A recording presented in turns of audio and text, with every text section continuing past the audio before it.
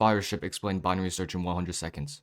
I'm going to do it in 60. We are given a sorted list of numbers and we are asked to find the number 49. Now the normal way to do this is just to cycle from the start of the array to the end of the array searching for 49. That will give us linear time or O of n. However, if we use binary search, we could achieve a time of O of log n. And the way we do this is that we have two pointers, one is called left and one is called right, currently pointing to the boundaries of our array. And then we just slap on a mid pointer pointing to somewhere in the middle between left and right. As you can see, our middle pointer is pointing to the number 30. 30 is less than 49, so everything before 30 is also less than 49. Therefore, we can move our left pointer to after the middle pointer and move the middle pointer somewhere between the left pointer and the right pointer. Now we're pointing to 45, which is less than 49, so everything before here is also less.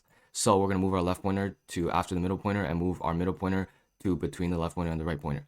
Now we're on 57, which is greater, so now we're going to move our right pointer to before the middle pointer, and we can see both pointers land on 49, which is what we're looking for. It's almost 60 seconds, so check out my code in the description.